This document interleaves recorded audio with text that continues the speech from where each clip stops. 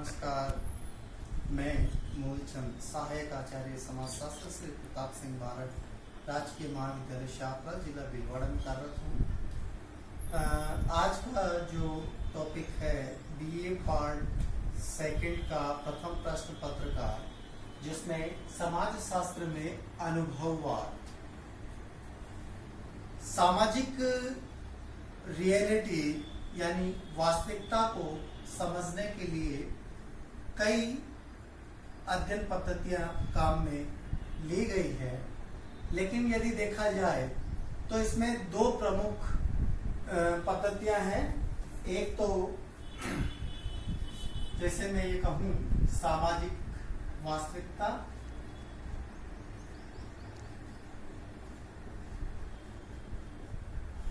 Reality को यहाँ दो पद्धतियां हैं। एक जो तार्किकता पर आधारित है, जिसको हम कहते हैं बौद्धिकता या तार्किकता पर आधारित।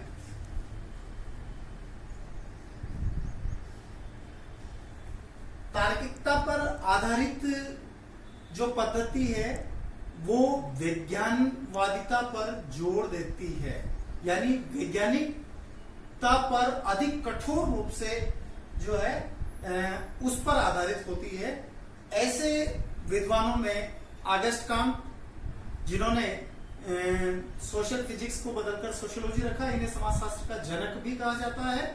और मैक्स वेबर है, हर्बर्ट स्पेंसर है, उन्होंने विज्ञानवादिता पर आवश्यकता से अधिक जोर दिया और उन्होंने कार्य और कारण की बात कही।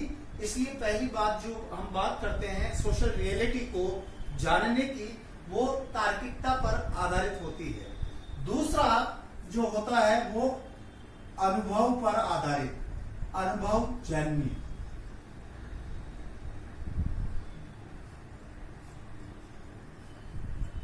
यानी व्यक्ति अपने अनुभव के आधार पर, सोशल रियलिटी तो है, सामाजिक वास्तविकता तो है, लेकिन उस सामाजिक वास्तविकता को अपने इंद्रिय जन्य, अपने ज्ञानेंद्रियों के माध्यम से जो है उसको अनुभव करें। इसीलिए ये दो पद्धतियां इसमें महत्व रही है। यानी कि तार्किकता पर आधारित जो है वो वैज्ञानिकता पर ज्यादा जोर देता है। वैज्ञानिकता पर कठोर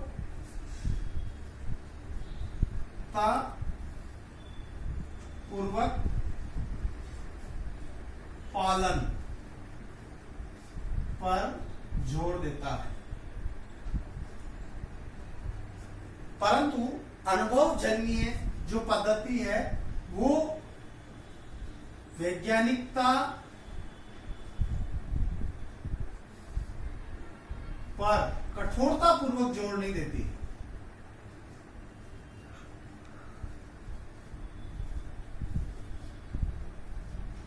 जोर नहीं देती है। इस के अंतर्गत यानी कि अगर हम ये देखें तो इस विधि का जो मूल उद्देश्य है वो इंद्रिय जन्य, यानी व्यक्तियों की इंद्रियों के माध्यम से जिसे अनुभव किया जा सकता है, यानी इंद्रिय जन्य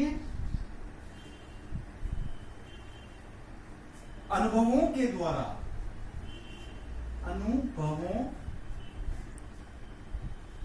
के द्वारा अर्जित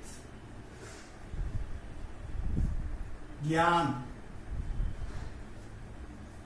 को स्वीकार किया जाता है, को स्वीकार किया जाता है। यानी इंद्रियों के आधार पर प्राप्त किया गया ज्ञान, उसका अध्ययन, यानी वो अध्ययन सोशल रियलिटी के लिए आवश्यक है। यदि कोई ऐसा अध्ययन है जो इंद्रियों पर आधारित नहीं है तो उसे हम अनुभवजन्य में सम्मिलित नहीं कर सकते हैं। उसके लिए यह निरर्थक कहा जा सकता है।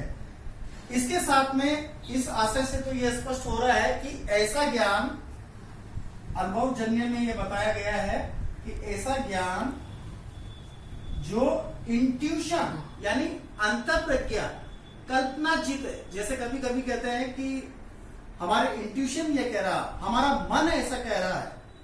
कभी कभी इस तरह की घटना हो जाता है और फिर आपका मन के बारे में ऐसी बातें प्रकट होती है कि मेरा मन ऐसा कहता है, मेरा मन वो वह कहता है, इस तरह की बातें करते हैं।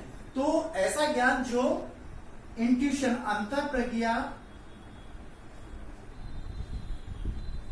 या कल्पना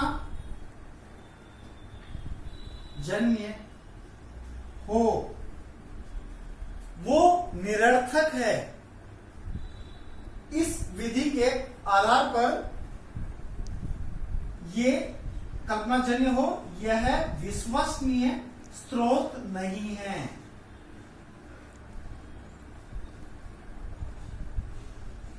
स्रोत नहीं है, बल्कि इंद्रियजन्य अनुभव को महत्वपूर्ण माना है। यहां केवल इंद्रियजन्य को ही महत्वपूर्ण माना है, महत्व दिया है। आपके इंट्यूशन से इसका कोई मतलब नहीं है। केवल वो जो इंद्रियों के द्वारा अनुभव किया जा सके वो अनुभवजन्य है, पद्धति है। अब यहां अनुभविक पद्धति की बात करते हैं। एम्पिरिसिज्म, अनुभविक पद्धति। देखिए अनुभविक पद्धति जैसा कि स्पष्ट है, दो शब्दों से मिलकर के बना है, अनुभविक और पद्धति। ऐसी पद्धति जो अनुभव पर आधारित हो वो अनुभविक पद्धति कहलाती है। इसका इंग्लिश वर्ड है एम्पिरिकल, EMPIRICAL, एम्पिरिकल शब्द यह लैटिन भाषा से बना है, लैटिन भाषा से बना है, जिसका अर्थ है एम्पिरिकस, EMPIRICUS,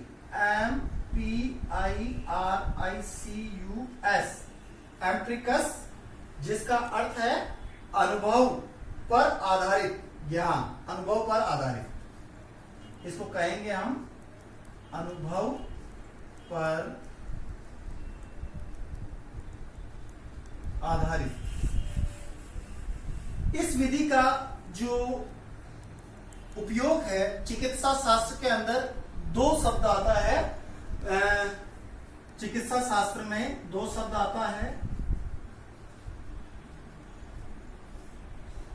प्रयत्न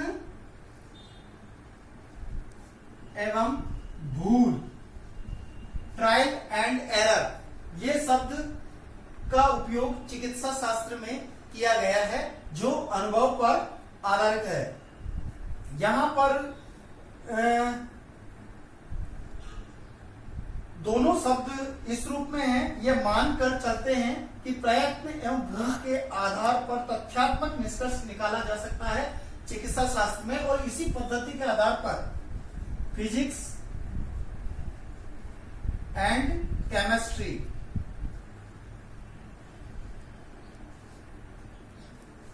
जो इसके अंतर्गत अगर हम बात करें कि जो तथ्य सत्य हैं, जो तथ्य सत्य है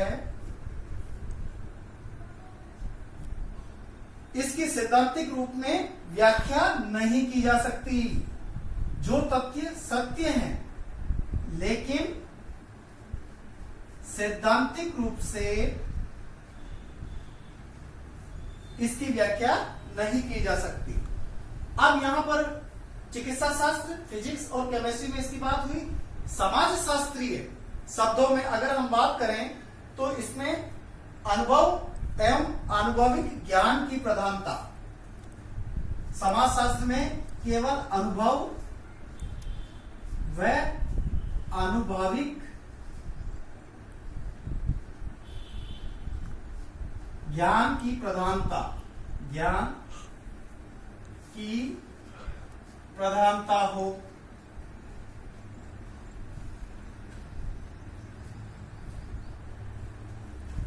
इसमें तर्क का आश्रय नहीं लिया जाता। मैंने कहा ना, ये तर्क, यहां तर्क का आश्रय नहीं लिया जाता, तर्क का महत्व नहीं होता है, नहीं होता है। जैसा कि CJ DV, DEWEY,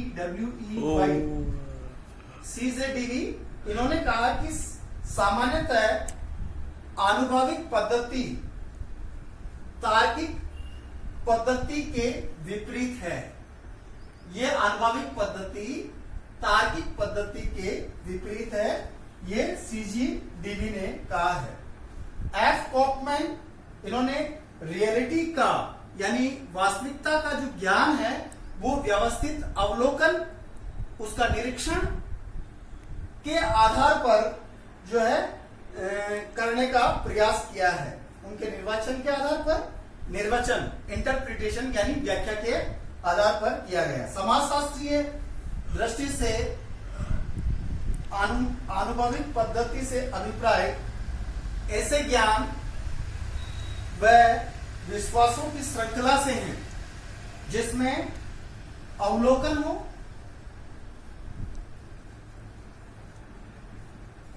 निरीक्षण हो, परीक्षण हो, इन सभी का व्यवस्थित रूप से अध्ययन किया जाएगा। यानी इस पद्धति की, यानी आनुभाविक पद्धति की यह मान्यता है कि तथ्यों को आनुभाविक रूप में जिनकी सत्यता का परीक्षण ज्ञानेंद्रियों के माध्यम से किया जाता है। यानी यह पद्धति इस बात पर बल देती है कि जिन तथ्यों को ज्ञानेंद्रियों के माध्यम से अध्ययन किया जाए वह महत्वपूर्ण होती है। अब यहां अनुभववाद की जब बात करें तो इसके 3 अर्थ होते हैं। अनुभववाद के 3 अर्थ बताए हैं।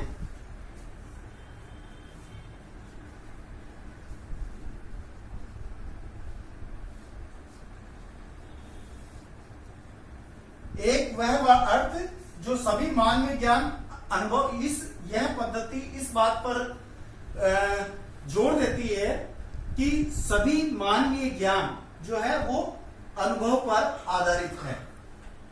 यानी सभी मानवीय ज्ञान अनुभव पर आधारित होती है।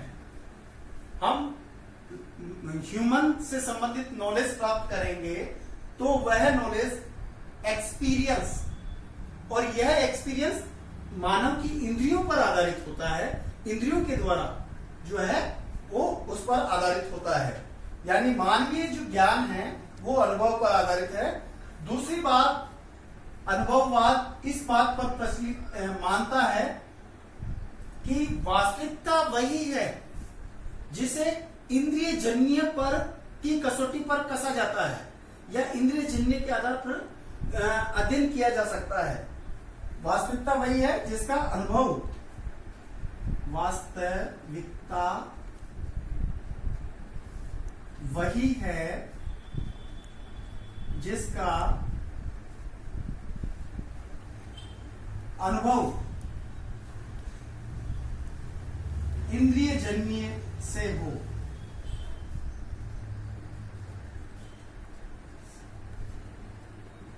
अब यहां देखिए, रियलिटी वही है जिसको इंद्रियों से संबंधित माना, लेकिन जो इंद्रियों से परे हैं यानी इंद्रिय जन्य से संबंधित नहीं हो तो उसे रियलिटी नहीं माना है। इस पद अनुभववाद ये कह रहा है। और तीसरी बात अगर हम कहें तो इसमें वैज्ञानिक शोध में सैद्धांतिक, वैज्ञानिक शोध में सैद्धांतिक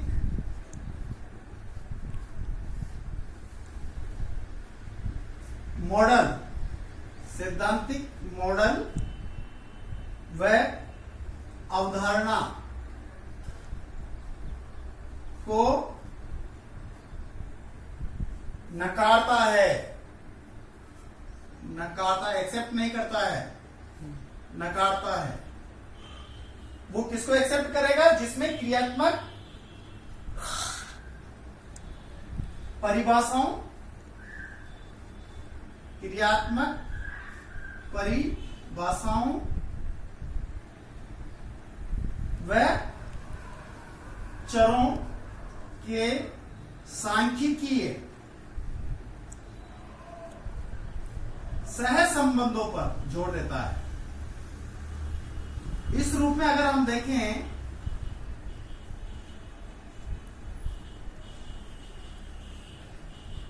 कि यह निगमनात्मक पद्धति है, अर्थात इसमें चरों का एनालिटिकल किया जाता है, विश्लेषण किया जाता है, गणितीय जो है वो पद्धति, सांख्यिकीय पद्धति को इसमें महत्व दिया है। कहने का मतलब है अनुभववाद की यह मान्यता है कि कोई भी कथन जो तथ्यात्मक प्रतीत होता है, यानी जो फैक्ट है, कोई भी कथन दे दिया तथ्यात्मक है, लेकिन अगर वो इंद्रिय जन्य से परे हैं तो वह रियलिटी, वो तथ्य रियल नहीं है, वास्तविक नहीं है, जिसको अनुभव के द्वारा प्रमाणित नहीं किया जा सकता, वह कथन निरर्थक है, बेकार है। यह अनुभववाद इस मान्यता पर चलता है। अगर हम इसकी विशेषताओं की बात करें तो सबसे पहला जो बात आती है अनुभववाद की, इसमें यह किस पे है? इंद्रिय जन्य पर आधारित है। अनुभववाद इंद्रिय जन्य पर आधारित होता है। जैसा कि पहले बता दिया कि इसमें अनुभववाद में केवल मात्र मानव अपने इंद्रियों के माध्यम से जिस कथन को एक्सेप्ट कर लिया है तो वो सही है, रियल है, वो वास्तविक है, लेकिन जो तथ्य इंद्रियों से परे हैं या इंद्रियों के माध्यम से वो लागू नहीं हो रहा है तो वो इस हिसाब से निरर्थक माना जाता है। तो पहली बात अनुभववाद की जो आती है वो इंद्रिय जन्य पर आधारित है। दूसरी बात अगर हम कहें तो अनुभववाद में तर्क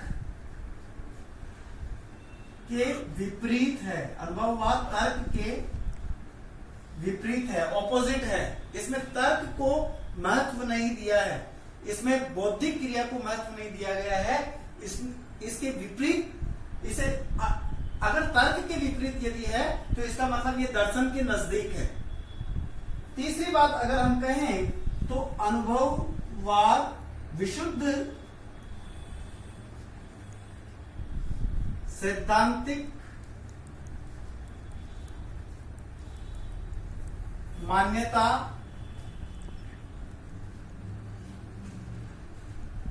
को स्वीकार नहीं करता है।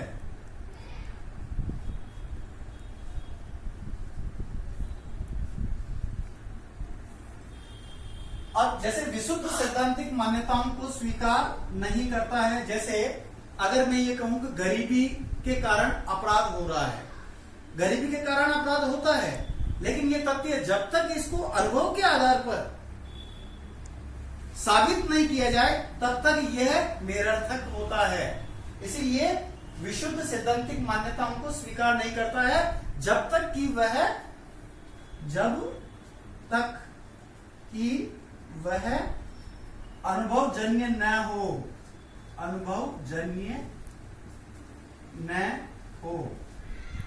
अगर इस तरह की जो अवधारणाएं होती है और अनुभव पर आधारित होती है तो निश्चित रूप से होगी, लेकिन अनुभवजन्य से परे हैं तो उसको हम एक्सेप्ट नहीं करेंगे, वो हमारे लिए निरर्थक साबित होगी। चौथी अगर हम बात करें तो अनुभवजन्य विश्वासों, अनुभववाद जो है इस मान्यता पर है कि विश्वासों को उसी रूप में स्वीकार करता है, उसी रूप में स्वीकार करता है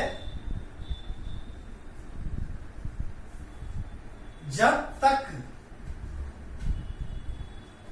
कि वे अनुभव द्वारा सिद्ध न हो, पुष्ट न हो। यानी कि अनुभव द्वारा अगर वह पुष्ट हो गया तो उस विश्वास को हम एक्सेप्ट कर लेंगे। पांचवी बात अगर मैं कहूं तो इंट्यूशन, अंतःप्रज्ञा, कल्पना जनित अनुमान को अनुभववाद अस्वीकार करता है।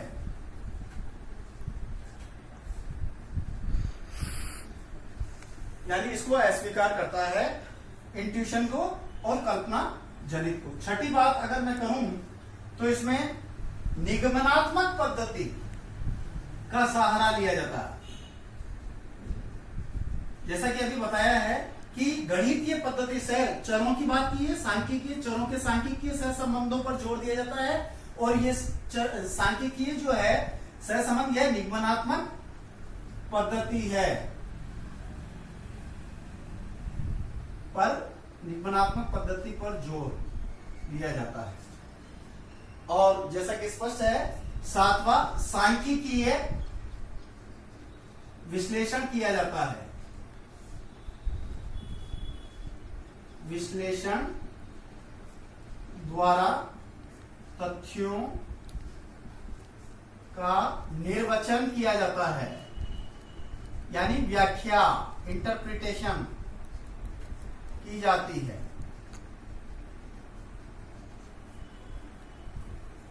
अगली अगर मैं बात करूं तो इसमें चूंकि जब सांख्यिकी की बात आ रही है तो गणितीय जो है आधार पर